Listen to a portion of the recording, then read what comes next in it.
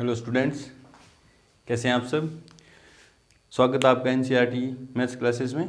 Previous class में अपन ने क्या डिस्कस किया था, बहुपद के बारे में। प्रश्नावली 2.3 की थी, उसमें अपन ने बहुपद को बहुपद से भाग दिया था। ठीक है, चैप्टर वहीं पे ख़त्म हो गया था।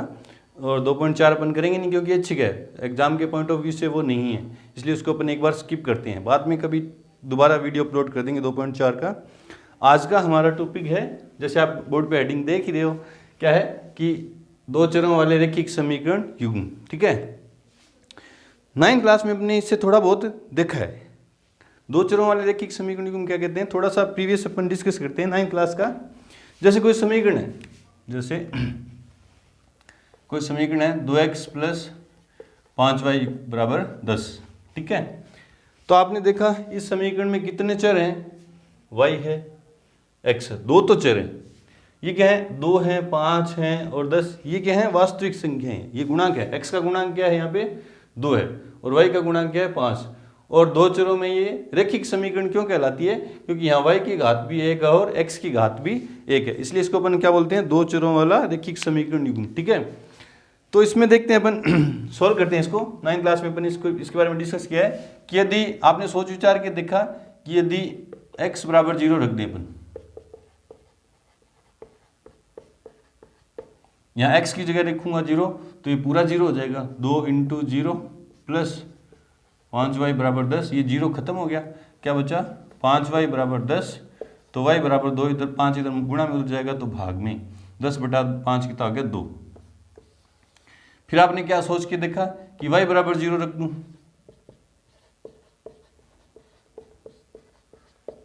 तो क्या होगा, 2x + 5 × 0 कितना, 10। ये 0 खत्म, क्या बचा, 2x = 10। तो x बराबर क्या है 10/2, तो x बराबर क्या है, 5। ठीक है, तो ये देखा आपने कि जब x का मान आपने 0 रखा तो y का मान कितना आया, 2। जब y का मान आपने 0 रखा तो x का मान कितना आया, 5। तो इससे हमारे पास दो हल, इस समीकरण के इनको हल बोलते हैं, दो हल मिले मुझे, x और y। ठीक है, जब आपने x का मान 0 रखा था तो y का मान कितना आया, 2। जब आपने y का मान 0 रखा तो x का मान कितना आया, 5। ठीक है, ये दो जो हल हैं, हल कौन से, जैसे इससे एक बिंदु बना कौन सा, ब्रैकेट में 0,2। ठीक है, और इससे कौन सा हल बना, 5,0। ये दो इसके क्या है, हल है। अब ये जो इसके हल हैं, इनका ज्यामितीय अर्थ क्या है, मतलब ग्राफ में इनका क्या अर्थ है वो देखते हैं। अगर मैं इन दोनों बिंदुओं को मान लेते हैं, ये A है और ये B है, इन दोनों को मैं ग्राफ में दर्शाऊं, तो देखो ग्राफ में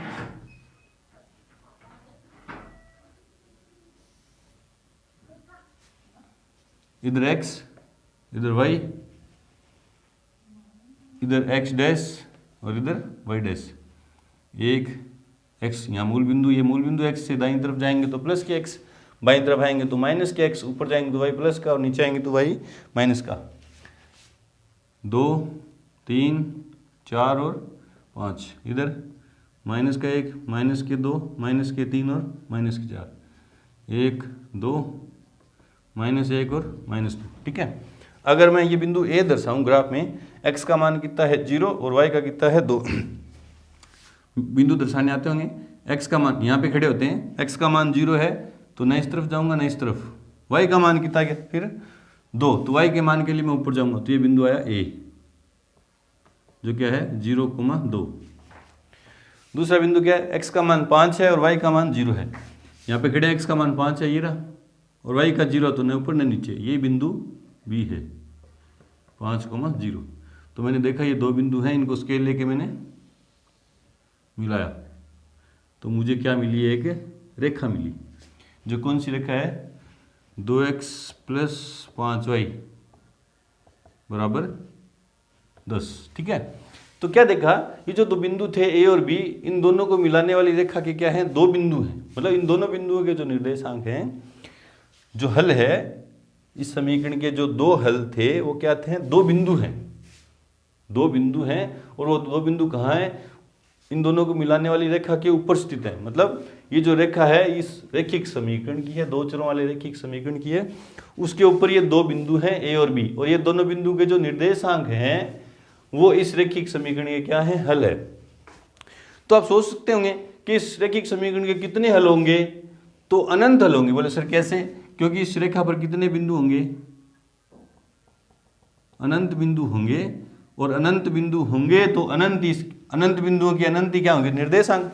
जैसे एक बिंदु मान लेते हैं यहाँ पे आया 3, यहाँ से देखो x का मान लगभग 3 और y का मान 1 है, तो एक ये हल हो सकता है। ठीक है, तो दो चरों वाले रैखिक समीकरण के कितने हल होंगे, तो आपने देखा अनंत हल होंगे। और उनका ज्यामितीय अर्थ क्या होता है कि जो बिंदु होंगे एक रेखा बनाते हैं, और वो रेखा क्या है, एकदम सीधी रेखा होगी। ठीक है, ये देखा आपने कि दो चरों वाले रैखिक समीकरण का ज्यामितीय रूप ये है।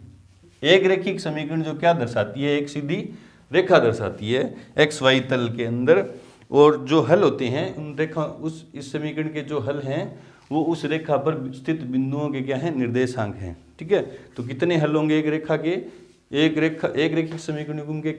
रैखिक समीकरण के कितने हल होंगे, तो अनंत हल होंगे। ठीक है, उससे वीडियो को रोकें और नोट करें, बढ़ते हैं आगे अपन।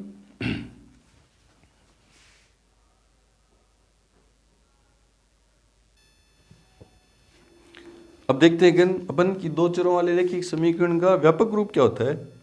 तो किस रूप की होती है समीकरण, ax plus B Y plus C बराबर 0, जहाँ a व b, जहाँ a बराबर नहीं है 0 व b बराबर नहीं है 0, इस रूप की होती है। देखो घातें x की और y की एक एक हैं, तो रैखिक होगी ये, जहाँ a और b, a, b, c क्या है, वास्तविक संख्याएं,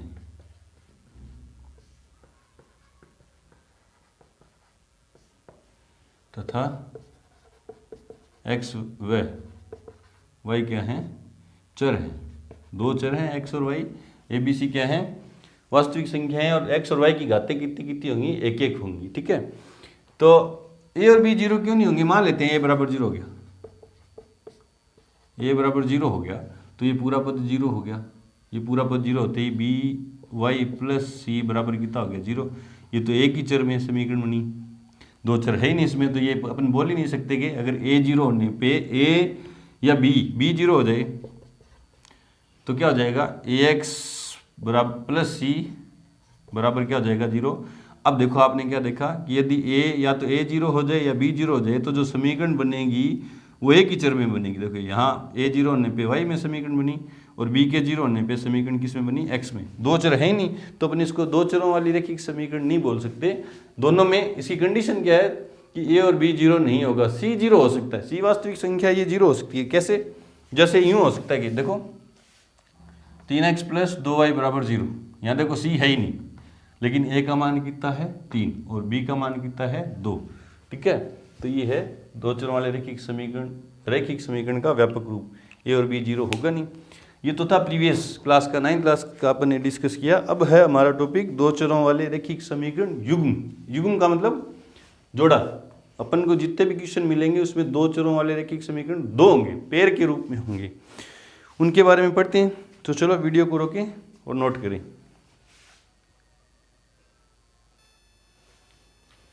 आगे टॉपिक है हमारा दो चरों वाले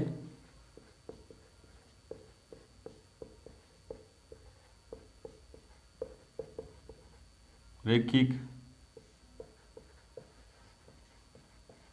समीकरण युग्म का व्यापक रूप।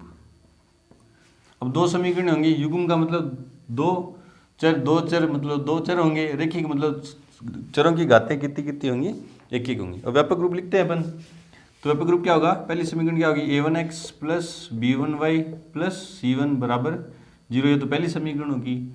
और दूसरी क्या होगी, a2x plus b2y plus c2 बराबर 0, जहाँ a1 b1 c1 a2 b2 ये सारे 0 के बराबर नहीं होंगे, तथा a1 b1 C1 और A2 B2 C2 तो क्या है, वास्तविक संख्याएं हैं।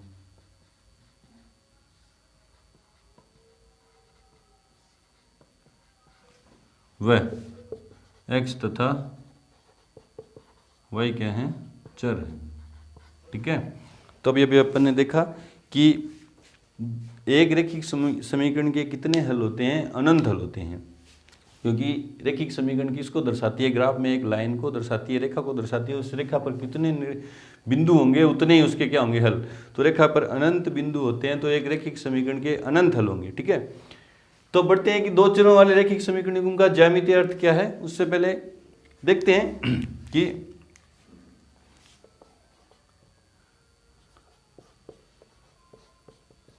दो चरों वाले रैखिक समीकरण युग्म का ज्यामितीय अर्थ। तो आपने अभी भी देखा कि एक रेखा एक समीकरण एक रेखा दर्शाती है, तो ये दोनों मिलके दोनों समीकरण क्या दर्शाएंगी, दो रेखाएं दर्शाएंगी। ठीक है, अर्थ क्या है कि ये समीकरण एक तल में दो रेखाएं दर्शाएंगी। ये तो इनका है ज्यामितीय अर्थ। ठीक है, दो चरों वाले रैखिक समीकरण का ज्यामितीय अर्थ क्या है कि एक ग्राफ में अपन ये क्या दर्शाएंगी, दो रेखाएं दर्शाएंगी। अब मैं आपसे बात करूं कि अगर मैं एक पेपर पर दो रेखाएं खींचूं तो वो कैसी कैसी खींच सकते हो आप। तो आप बोलोगे सर दो रेखाएं समांतर खींच सकते हैं, या दो रेखाएं कैसे हो सकती हैं, प्रतिच्छेदी हो सकती हैं। ये तो है समांतर, ये कैसी हैं, प्रतिच्छेदी।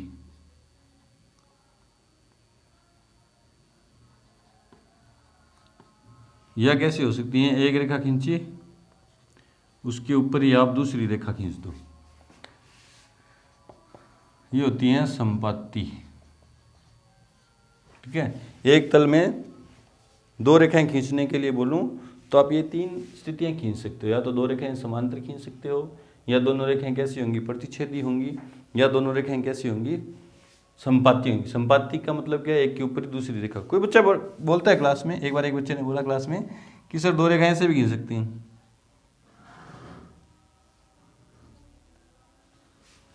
ठीक है, तो वो बोला कि सर ये न तो समांतर है, न प्रतिच्छेदी है, और न ही क्या संपाती है, चौथी कंडीशन होगी। उसके अकॉर्डिंग बच्चा था, बच्चे का दिमाग तो सही है, लेकिन रेखाओं का मतलब क्या है कि दोनों तरफ अनंत तक बढ़ानी है रेखा। रेखा का मतलब क्या होता है कि जो दोनों तरफ अनंत तक जाए, एक तरफ भी नहीं, दोनों तरफ अनंत तक जाए। तो मैंने इसको यूं दोनों तरफ बढ़ा के दिखाया, तो यहाँ पे ये कट कर गई, तो ये कौन सी स्थिति आई, ये प्रतिच्छेदी वाली स्थिति आई। ठीक है, तो एक तल में अगर अपन दो रेखाएं खींचेंगे तो इन तीन स्थितियां आएंगी, समांतर होंगी रेखाएं, या प्रतिच्छेदी होंगी रेखाएं, या कैसी होंगी, संपाती। ये था इसका इंट्रो पार्ट। आगे बढ़ते हैं अपन एक्सरसाइज 3.1 की तरफ। उससे पहले वीडियो को रोकें और नोट करें।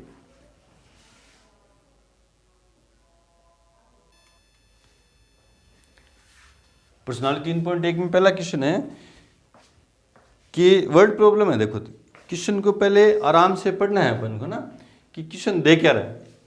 इस क्वेश्चन, ऐसे क्वेश्चन में पर्सनालिटी 3 के जितने भी क्वेश्चन होंगे उनमें कम से कम शब्दों वाले जैसे क्वेश्चन है ना, इनमें दो शर्तें दी होंगी। वो दो शर्तें हमें पकड़नी है, और हमारा काम यही रहेगा कि हमें मानना क्या है, किसको माने। क्वेश्चन को पढ़ के अपन को ये पता करना है कि माने किसको। उसके बाद दो शर्तें जो क्वेश्चन दे रहा है वो अपन अप्लाई करेंगे और समीकरण बनाएंगे। देखो क्वेश्चन क्या कह रहा है, देखो वापिस से पढ़ते अपन। आफ्ताब अपनी पुत्री से कहता है, आफ्ताब जो है अपनी पुत्री से कह रहा है कि 7 वर्ष पूर्व मैं तुमसे 7 गुनी आयु का था। आफ्ताब जो है अपनी पुत्री से कह रहा है कि 7 वर्ष पूर्व मैं तुमसे 7 गुनी आयु का था, जितनी भी आयु थी उससे उसकी 7 गुनी आयु मेरी थी। ठीक है, अब से 3 वर्ष बाद, पहली शर्त तो ये होगी उसकी कि 7 वर्ष पूर्व मैं तुमसे 3 गुनी आयु का था। ठीक है। दूसरी शर्त देखो, अब से 3 वर्ष बाद में मैं तुमसे केवल 3 गुनी आयु का रह जाऊंगा। इस स्थिति को बीजगणितीय व ग्राफीय रूप में व्यक्त करो। बीजगणितीय मतलब अपन को समीकरणें बनानी है, ठीक है। ग्राफीय मतलब उन समीकरणों से हमें क्या खींचना है, ग्राफ खींचना। अभी अपन ने देखा कि 2 चरों वाले रैखिक समीकरण युग्म 2 रेखाएं दर्शाते हैं, या दोनों रेखाएं समांतर होंगी, समपाती होंगी या प्रतिच्छेदी होंगी। तो अपन देखते हैं, पहले तो अपन को बीजगणितीय रूप में व्यक्त करना है। तो हमारा काम क्या है कि मानने का, ठीक है। माने किसको? अब इसमें इस क्वेश्चन में 2 व्यक्ति हैं, एक तो आफताब है और एक उसकी क्या है, पुत्री है। अब मानने कौन सी? वर्तमान आयु को मानेंगे तो मुझे पता चल जाएगा। जैसे अभी मैं मान लेता हूँ 30 साल का हूँ, 7 वर्ष पूर्व कितने साल का था मैं? 23 साल का था। माइनस कर देंगे ना, तो मुझे अभी की आयु माननी पड़ेगी। इस क्वेश्चन में मैं मान लेता हूँ, माना आफताब की वर्तमान आयु x वर्ष व उसकी पुत्री की वर्तमान जो अभी की है आयु y वर्ष है, ठीक है। तो पहली शर्त में 7 वर्ष पूर्व की बात हो रही है, तो पहले अपन 7 वर्ष पूर्व की बात निकालते हैं, आयु निकालते हैं, सॉरी 7 वर्ष पूर्व आफताब की आयु। अभी आफताब x वर्ष का है, 7 वर्ष पूर्व कितने साल का होगा? माइनस हो जाएगा। जैसे अभी मैं 30 साल का हूँ, 7 वर्ष पहले कितने साल का था? 23 साल का था। बाद में कितने साल का हो जाऊंगा? 7 वर्ष बाद 37 साल का। पूर्व की निकाल रहे हैं तो माइनस कर रहे हैं, और बाद की निकाल रहे हैं तो प्लस कर रहे हैं, है ना। तो अभी अपन देखो, आफताब अभी x वर्ष का है, 7 वर्ष पूर्व कितने साल का था? x - 7 वह पुत्री की आयु कितनी हो जाएगी? y - 7, क्योंकि आफताब अगर 7 वर्ष पूर्व छोटा था तो उसकी पुत्री भी तो छोटी है। ऐसा थोड़ी ना कि आफताब तो 7 वर्ष पूर्व कम हो गया और पुत्री वो की वो रहेगी, ऐसा नहीं। दोनों की आयु कम होगी, सबकी आयु कम होती है, ठीक है। थी 7 वर्ष पूर्व थी, ठीक है। अभी ये साल की हैं दोनों, तो 7 वर्ष पूर्व के लिए माइनस कर दिया। अब अकॉर्डिंग टू क्वेश्चन, प्रश्नानुसार लिख सकते हो। अकॉर्डिंग टू क्वेश्चन फर्स्ट शर्त में क्या है? 7 वर्ष पूर्व आफताब, मैं मतलब आफताब कहता है तो मैं किसके लिए? आफताब के लिए। मैं तुमसे 7 गुनी आयु का था, 7 वर्ष पूर्व आफताब पुत्री से कितनी गुनी आयु का था? 7 गुनी आयु का था।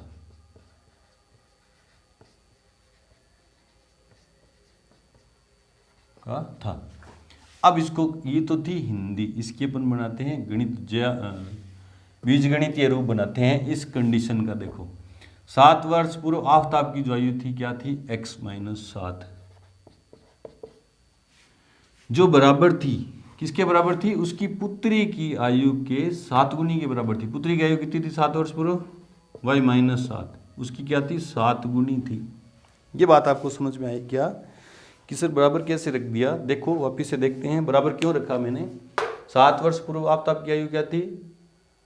x - 7, पुत्री की आयु क्या थी? y - 7। अब ये कह रहा है, आफताब खुद कह रहा है कि 7 वर्ष पूर्व मैं जो था, मतलब आफताब जो था, पुत्री की आयु के कितने गुनी था? 7 गुनी था। मतलब पुत्री की आयु थी कि y - 7 थी, उसकी 7 गुनी के बराबर हो गया। जितना ये था उसकी पुत्री की आयु के 7 गुनी थी, ठीक है। अब इसको हल करते हैं, देखो कैसे करेंगे। ब्रैकेट खोल देंगे, x - 7 बराबर 7 को अंदर मल्टीप्लाई करेंगे तो 7y - के 49, ठीक है। अब क्या करेंगे?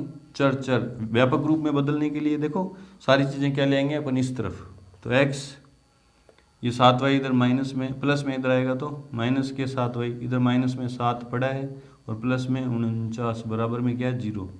तो x - 7y प्लस के 49 में से माइनस के 7 गए तो माइनस के 42, प्लस के 42 सॉरी, निशान बड़ी संख्या वाला, बराबर 0। समीकरण नंबर 1।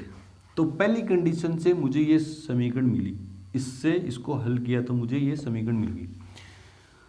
अब दूसरी कंडीशन क्या कहती है, 3 वर्ष बाद। तो पहले 3 वर्ष बाद दोनों के निकालते हैं। 3 वर्ष बाद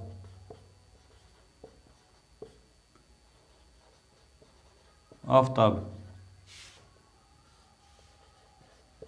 की आयु, अभी आफताब कितने वर्ष का है, वर्तमान आयु कितनी है x, तो 3 वर्ष बाद कितने हो जाएगा x प्लस 3, x वर्ष, x प्लस 3 वर्ष, वह पुत्री की आयु कितनी हो जाएगी y प्लस 3 वर्ष होगी। ठीक है।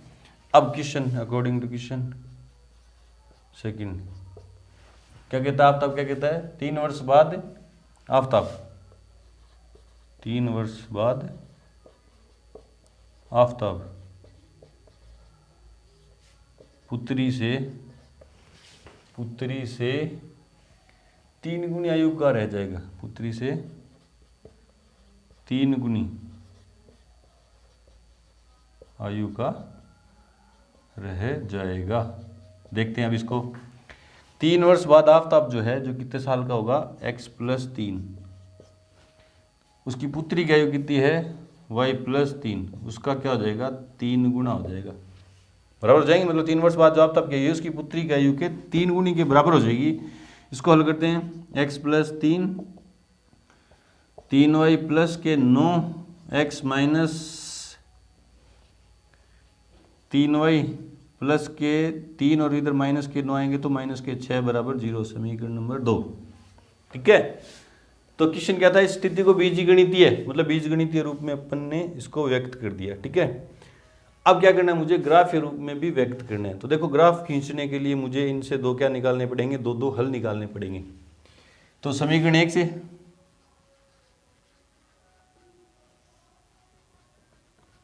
समीकरण 1 से देखो, मैं y का इसको सोल्व करेंगे अपन। क्या कहती है, x माइनस 7y, ये इधर प्लस में उधर आएगा तो माइनस के 42। ठीक है। अब अगर मैं x बराबर 0 रख दूं,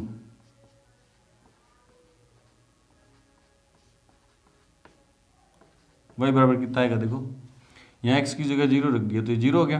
रफ कॉपी में हल करके देख लेना, 0 माइनस के 7y बराबर माइनस के 42। ठीक है। 0 तो खत्म, ये माइनस 7 इधर गुणा में इधर जाएगा तो भाग में, तो y बराबर क्या आ जाएगा, माइनस के 42 बट्टा माइनस के 7 हो, तो y बराबर कितना है 6, y बराबर 6। y बराबर 0 रख दूं, y बराबर कितना रख दूं, 0 रखने पर x बराबर, ये 0 जाएगा, x बराबर कितना आएगा, माइनस के 42। ठीक है।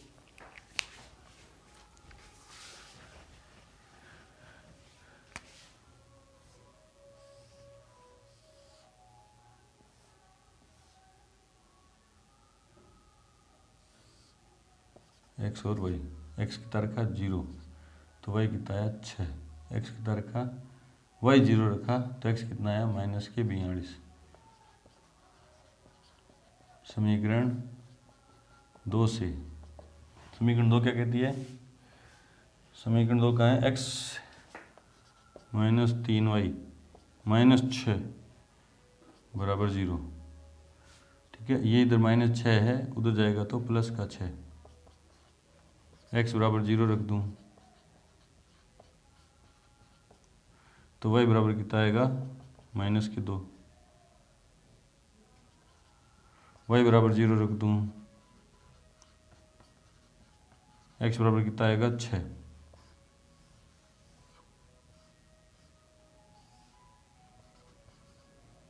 x 0 रखा तो y कितना आया माइनस का 2, और y 0 रखा तो x कितना आया 6। ठीक है। अब इनसे अपन खींचते हैं ग्राफ। ग्राफ खींचने के लिए जगह कहाँ पे है बोर्ड में, यहाँ पे देखते हैं ग्राफ, है ना।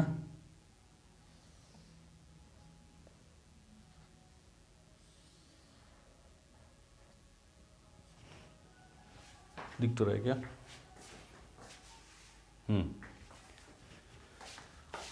x y x डैश और y डैश। ठीक है। अब देखो y का मान, x का मान मुझे 42 चाहिए माइनस का, तो 10 10 का अंतर ले लेता हूँ, माइनस के 10 माइनस के 20, माइनस के 30, माइनस के 40 और माइनस के 50। इधर 10, 20, 30, ठीक है। और y का मान बड़े से बड़ा कितना 6, तो y एक्स पे एक एक का अंतर ले लेता हूँ, 1, 2, 3, 4, 5 और 6, ठीक है। इधर फिर -1, -2 और -3, ठीक है। अब ये बिंदु दर्शाते हैं, देखो x का मान 0 तो y का कितना है 6, x का मान 0 तो y का 6, ये रहा बिंदु। फिर x का मान -42, 40 और 2 -42 और y का 0, तो ये वाला बिंदु। दोनों बिंदुओं को जब मिलाऊंगा तो ये एक रेखा जाएगी। ये कौन सी समीकरण की है? समीकरण इसकी, x माइनस 7y बराबर -42। इसको देखते हैं, x का मान 0 तो y का 2 माइनस का ये रहा, और x का मान 6 तो y का 6, यहाँ होगा लगभग, है ना।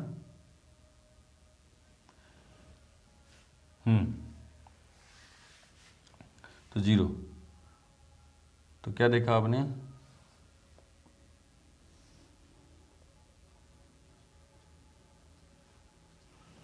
तो आप लगभग देख रहे हो कि समांतर रेखाएं, कैसी रेखाएं हैं ये? समांतर रेखाएं।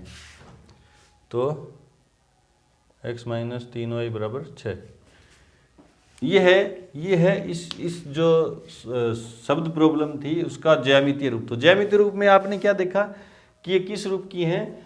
ये जो दो समीकरणें थी किस क्या दर्शा रही हैं? दो समांतर रेखाएं। इसलिए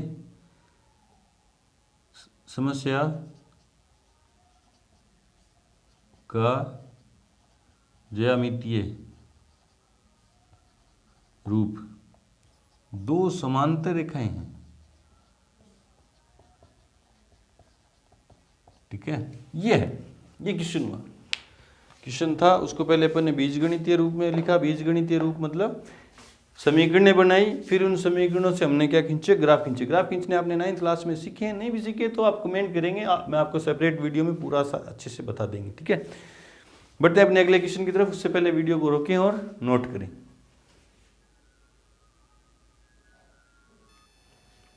क्वेश्चन नंबर 2 है कि क्रिकेट की टीम के कोच ने 3900 रुपए में 3 बल्ले व 6 गेंदें खरीदी। 3 बल्ले व 6 गेंदें कितने रुपए में खरीदी? 3900 रुपए में। बाद में उसने एक और बल्ला तथा उसी प्रकार की 3 गेंदें 1300 रुपए में खरीदी। इस स्थिति को बीजगणितीय और ज्यामितीय रूप में व्यक्त करो।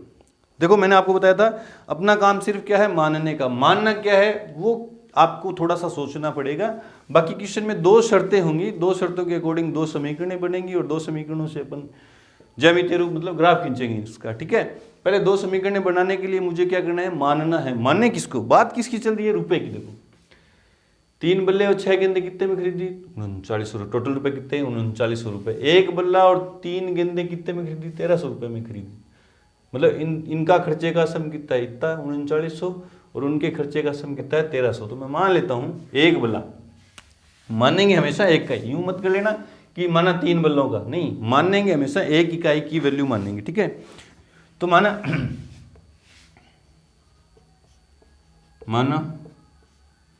एक गेंद है क्या? पहले एक बल्ला, बल्ले का मूल्य x रुपये, वह एक गेंद का मूल्य y रुपये है, ठीक है। ये काम मेरा था। बाकी जो क्वेश्चन कह रहा है मैं करता जाऊंगा, समीकरणें बनती जाएंगी, हल कर देंगे और उत्तर आ जाएगा। देखो अब अकॉर्डिंग टू क्वेश्चन फर्स्ट, पहली शर्त में वो क्या बोल रहा है कि 3 बल्ले व 6 गेंदों का मूल्य 3900 रुपये है। 3 बल्ले व 6 गेंद का मूल्य 3900 रुपये है, ठीक है। हाँ, अब इसको, ये तो हिंदी थी, इसकी गणित बनाते हैं। देखो एक बल्ले का मूल्य कितना है? x, तो 3 बल्लों का कितना हो गया? 3x, प्लस एक गेंद का मूल्य कितना है? y, 6 गेंदों का कितना हो गया? 6y, बराबर में 3900। समीकरण नंबर 1, ठीक है। अब दूसरी शर्त, समीकरण बन गई, इसमें तो कुछ सोचना ही नहीं पड़ा। दूसरी शर्त क्या है, एक बल्ला और उसी प्रकार की 3 गेंद, एक बल्ले व 3 गेंद का मूल्य कितना है, 1300 रुपये है। तो अब एक बल्ले का मूल्य कितना है, x प्लस एक गेंद का मूल्य कितना है, y, तो 3 गेंदों का कितना हो गया, 3y, और टोटल मिला के कुल खर्चा कितना है, 1300 रुपये। समीकरण नंबर 2। ये तो हो गया इसका बीजगणितीय रूप। अब इसका क्या दर्शाना है मुझे, ज्यामितीय रूप। ज्यामितीय रूप दर्शाने के लिए मेरे को इसको क्या करना पड़ेगा, ग्राफ खींचना पड़ेगा, और ग्राफ खींचने के लिए समीकरण क्या करनी पड़ेंगी, हल। तो समीकरण 1 से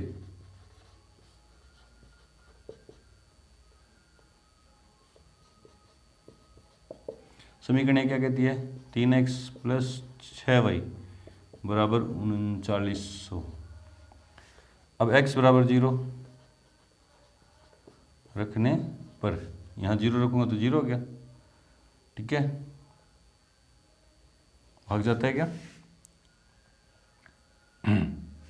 देख लो, 6y बराबर कितना हो गया, 3900, और y बराबर 3900 बट्टा में 6, 6 छक्का 36, 3 बचे 30, 5 30, ठीक है। x बराबर 0 रखने पर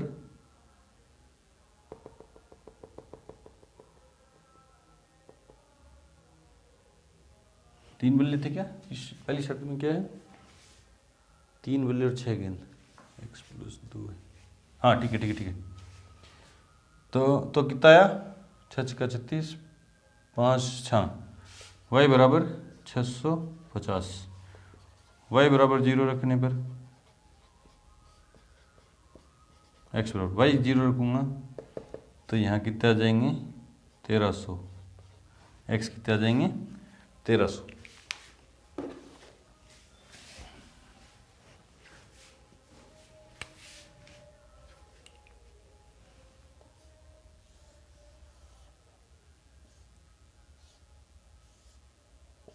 x और y, x बराबर 0 रखा तो y कितना है 650, y बराबर 0 रखा तो x आया 1300। ये समीकरण 1 से। यहीं कर लेता हूँ समीकरण 2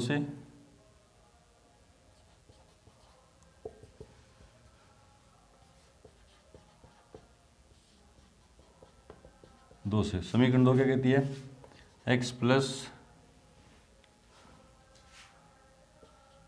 3y बराबर 1300, ठीक है। y बराबर 0 रखा, x बराबर 0 रखे हैं तो 1300 में 3 का भाग जाता है क्या, 4 3 12, नहीं 3 का भाग नहीं जाता है ना। अब इसमें y बराबर 0 नहीं, x बराबर 0 नहीं रखेंगे, x की जगह क्या रख देते हैं 400, 400 उधर जाएंगे तो माइनस के 400, 900, हाँ x बराबर 400 रखने पर,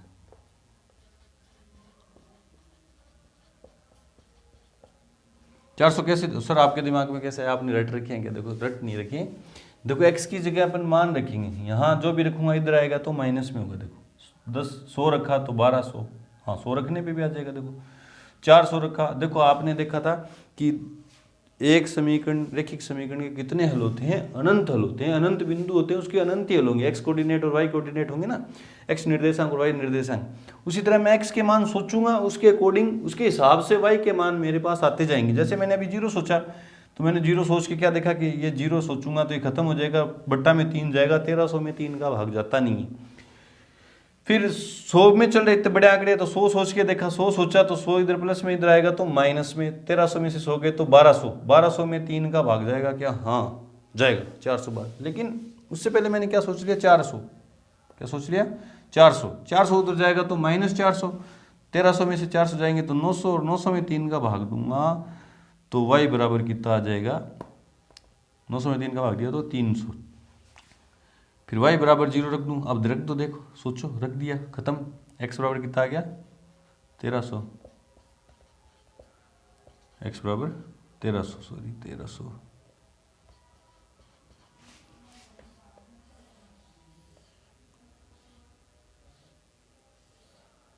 कम से कम आपको 2 ऐसे हल निकालने पड़ेंगे, तभी तो दोनों बिंदुओं को मिला के अपन रेखा खींचेंगे ना। 9th क्लास में अपने सीखा है। 3 भी निकाल सकते हैं, 4 भी निकाल सकते हैं, लेकिन अपन कम से कम 2 चाहिए मुझे, है ना। x का मान मैंने 400 रखा तो y का कितना आया था 300। x का मान y का मान 0 रखा तो x का कितना आया था 1300। ठीक है, अब ये 1300 दर्शाएंगे अपन, है ना इसमें। तो ग्राफ खींचते हैं इसका। माइनस में कुछ है ही नहीं, x की वैल्यू प्लस में ज़्यादा चाहिए तो इधर ज़्यादा जगह चाहिए मुझे, ना।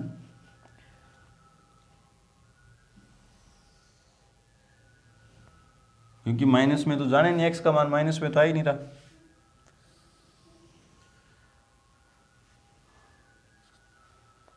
अब 13 खाने हैं क्या, 1 2 3 4 6 7 8 9 10 11 12 और 13। दिख रहा है क्या ग्राफ में? ठीक है। और y का मान कितना है, बड़े से बड़ा 650 तक, 650। 1 2 3 4 5 6 और 7 3 4, ये 100 200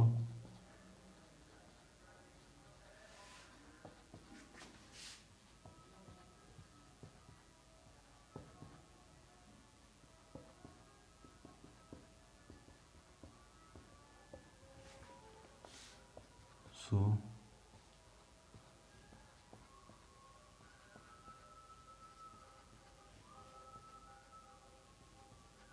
ठीक है। x का मान 0 तो y का 650 ये रहा, और x का 1300 तो y का 0 ये रहा बिंदु। इसके लेके मिलाया, ठीक है। ये लाइन सीधी होनी चाहिए, दोनों तरफ जा रही है। कौन सी रेखा है ये? समीकरण 1 की रेखा। समीकरण क्या कहती है? x + 3y बराबर 3x + 6y वाली। 3x + 6y बराबर 1300 3900। और दूसरी समीकरण क्या है? x का मान 400 तो y का 300। x का 400 तो y का 300। x का 400 y का 300, ठीक है। ये रहा x का 400 और y का 300, और दूसरा x का 1300 y का 0। ये रहा दूसरा बिंदु, ये दूसरी रेखा गई। कौन सी ये? x + 3y बराबर 1300, ठीक है। तो अपन ने देखा कि इन समीकरणों से जो 2 रेखाएं बनी हैं वो कैसी हैं? प्रतिच्छेदी रेखाएं। एक बिंदु पर काट रही है ना, तो इनकी ज्यामितीय रेखाएं कैसी हैं? प्रतिच्छेदी रेखाएं। ज्यामितीय निरूपण इनका कैसा है? प्रतिच्छेदी रेखाएं निरूपित करी ये दोनों समीकरण, ठीक है। बढ़ते अपने अगले क्वेश्चन की तरफ। उससे पहले वीडियो को रोकें और नोट करें।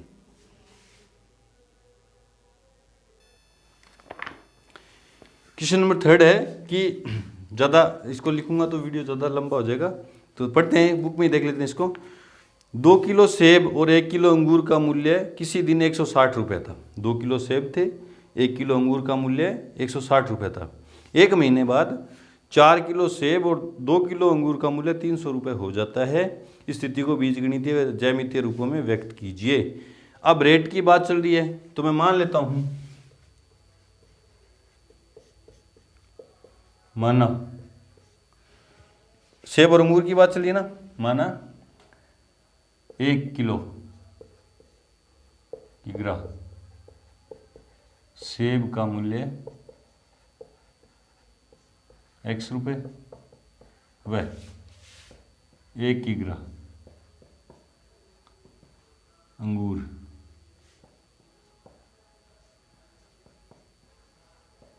मूल्य वही रुपये है, ठीक है। मानने का काम अपना था। अब जो क्वेश्चन कह रहा है वो कर देंगे। 2 शर्तें होंगी हर क्वेश्चन में, मैंने आपको बताया था पहले ही। According to question first, question number first की शर्त, पहली शर्त क्या कहती है? 2 किलो सेब और 1 किलो अंगूर का मूल्य 160 रुपये। 2 किग्रा सेब व 1 kg अंगूर का मूल्य 160 रुपये है।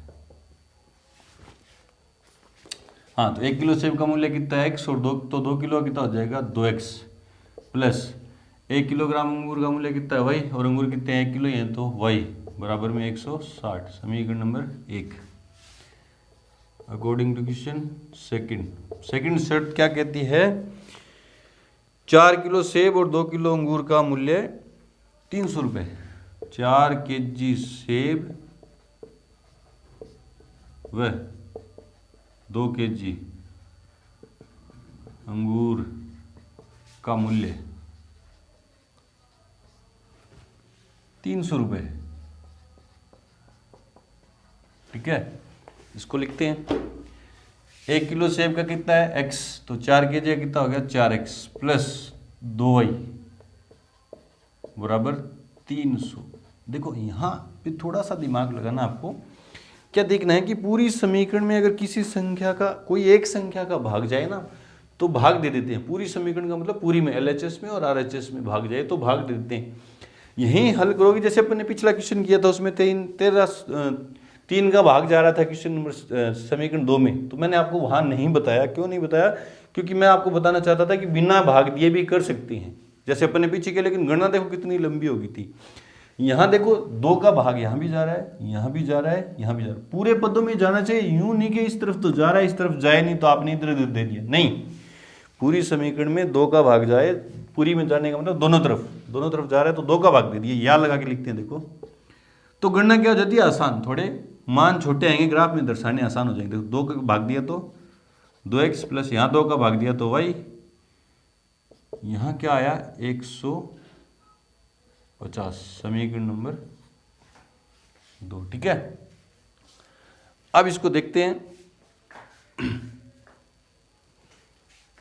ये तो हो गया इसका बीजगणितीय रूप। इसका ज्यामितीय रूप क्या होगा, उसके लिए अपन को ग्राफ खींचना पड़ेगा। तो समीकरण 1 से शुद्ध से लिखा है क्या?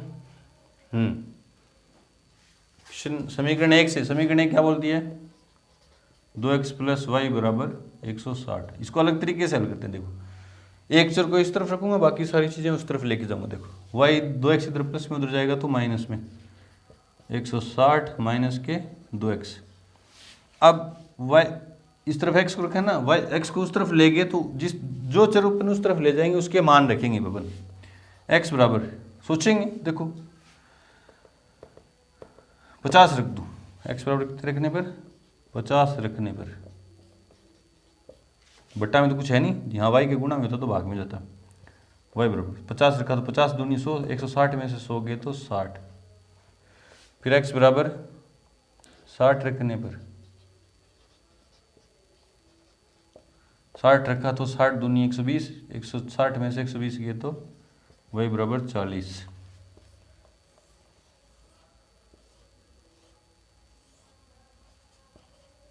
x 50 रखा, x 50 रखा तो y का मान कितना आया 60। फिर x 60 रखा तो y का मान कितना आया 40। ठीक है, x y का मान 60, x 60 रखा तो y का मान 40। समीकरण 2 से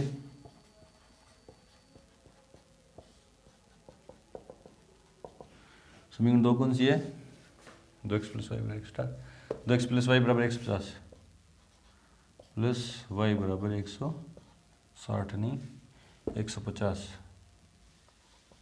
अब इसमें मैं y को उस तरफ लेके जा रहा हूँ। रट्टे नहीं मारने अपन को कि अपन x को उस तरफ लेके जाएं या y को उस तरफ लेके जाएं, किसी को भी लेके जा सकते हैं अपन।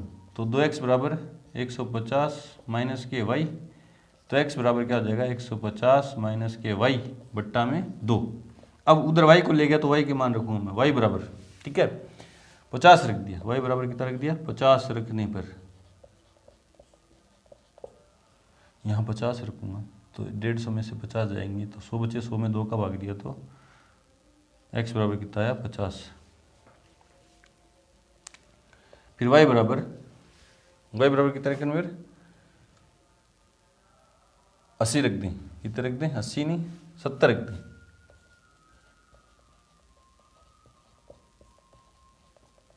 x बराबर 70 रखूँगा तो 150 में से 70 जाएंगे तो 80, 80 में 2 का भाग दिया तो 40।